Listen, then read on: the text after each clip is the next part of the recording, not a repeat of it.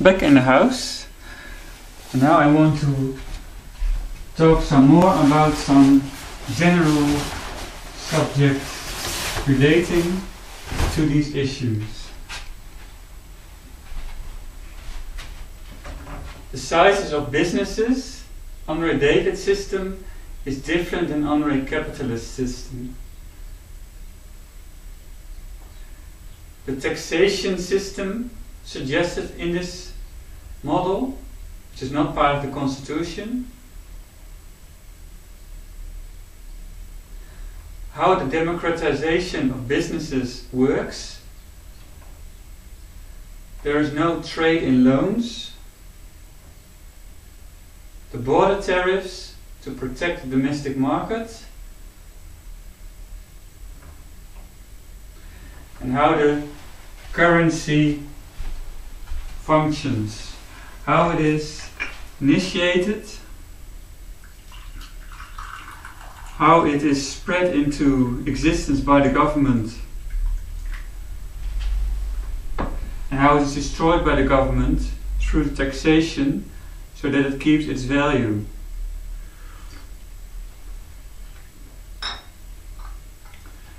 I'm showing you this room so that you have some indication of how this is created.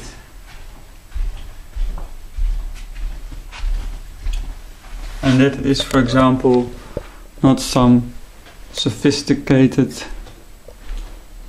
operation by people who are out to deceive you. I'm going to mount this one.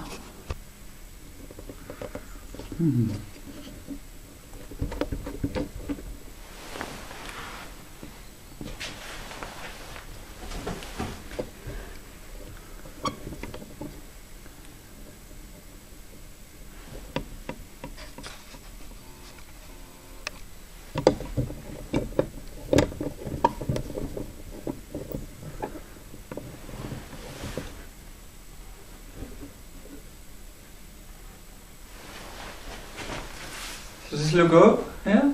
Does this look good?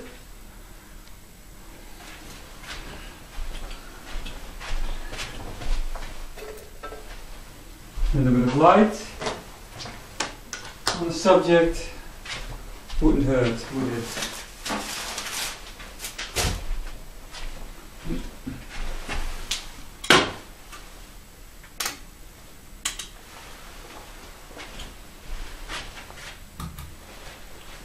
Well, let's see.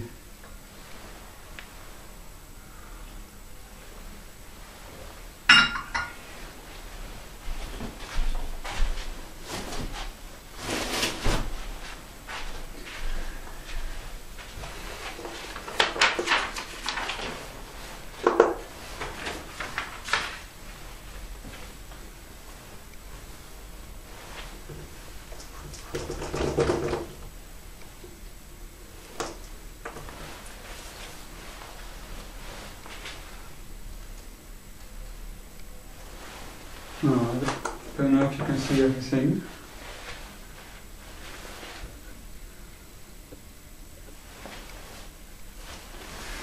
A little bit out. So screwed here, but I think it should work.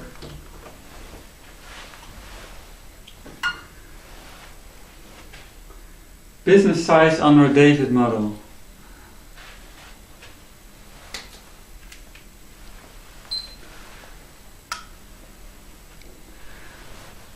I've already explained that under a capitalist model, the businesses constantly grow because the bigger they are, the more persons are losing money to the boss. So if this person earns is this much value in the economy, the production, what they can sell to the customers, and then the boss takes, for example, half, then this boss now has 1, 2, 3, 4 halves of the production of 4 persons. Now if he grows bigger,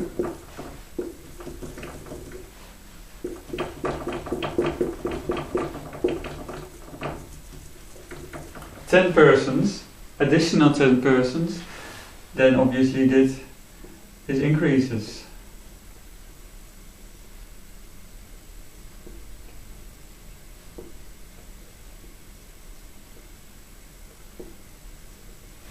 So that was it.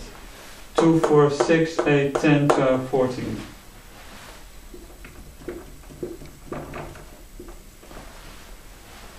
He's now much richer than he had only 4 persons. How does this work in a o-tavid system for a democratized company? There's a little bird outside. Well, a little decent democratized business would, in my opinion, spread the wealth around reasonably well, a lot better than tyranny. If you recall the tyrannies of history, the national tyrannies, the state tyranny, the king and the nobles, as they call themselves, were very rich and the people were extremely poor.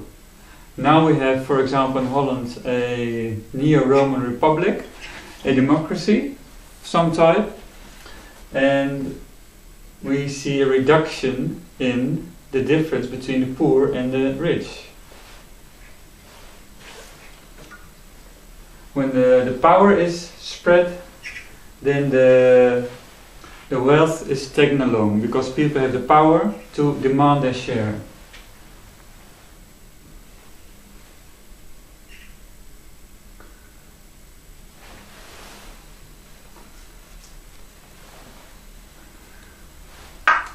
So how would this work in a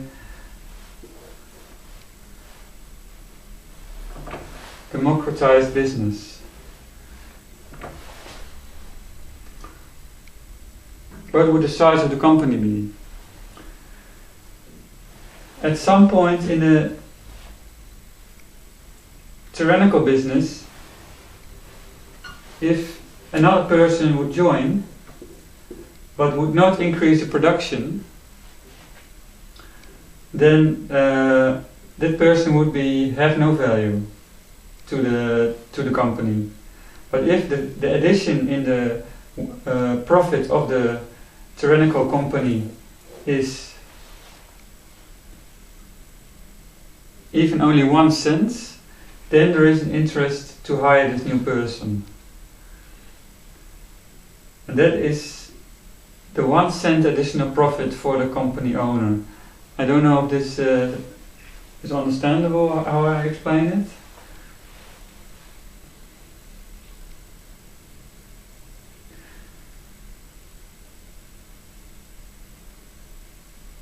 For example, if this was a dairy farm and they had 30 employees and there was a tyrant at the top,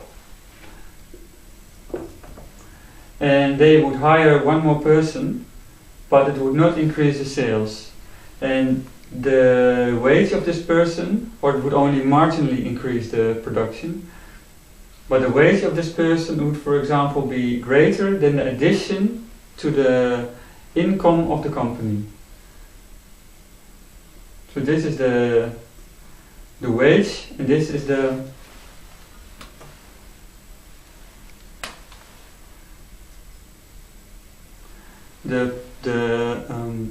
addition to the money that comes into the company by the additional production. So the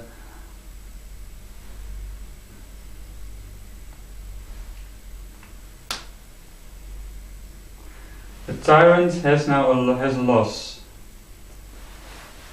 right? He is paying more than this employee is worth. So this employee will be the cutoff point for this company. This tyrannical company will then not hire any more persons. But if the company is a democracy, then the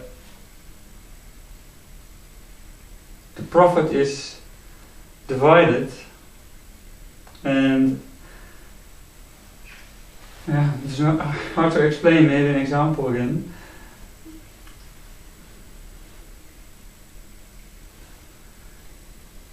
The average profit now has to increase before they hire a new person. So if there is this dairy farm again, and now it's a democracy, use the symbol for democracy, then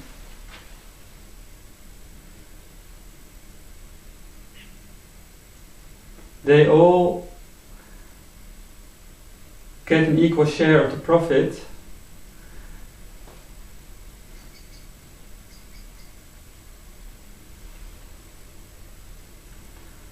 And if that doesn't increase, they will not hire more persons.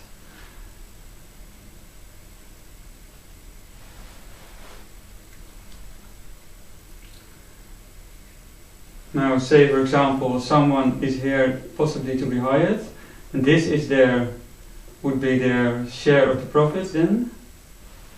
So then there would be profits divided by 30, and it would be 31. Then if their contribution to the income of the company is less than the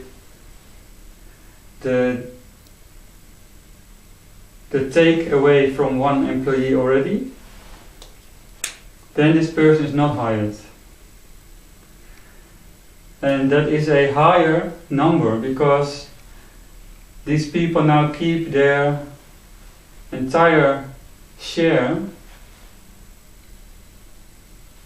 Everybody keeps a higher amount of money than on retirement.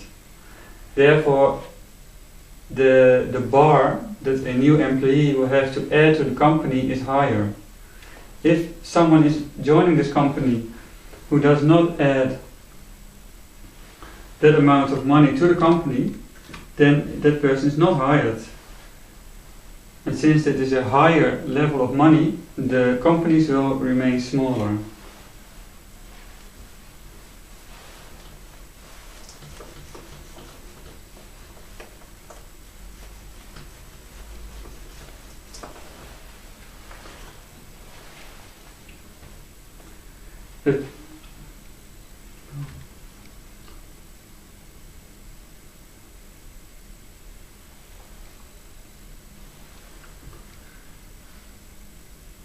With smaller businesses, there is less chance of the whole society corrupting into enormous monopolies, cartels, domination.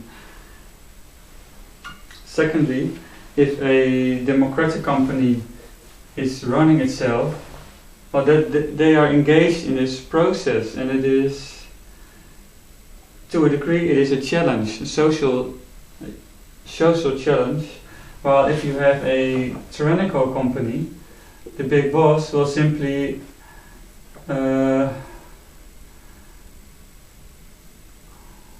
put his captains in charge of everything, control them. It becomes a military organization.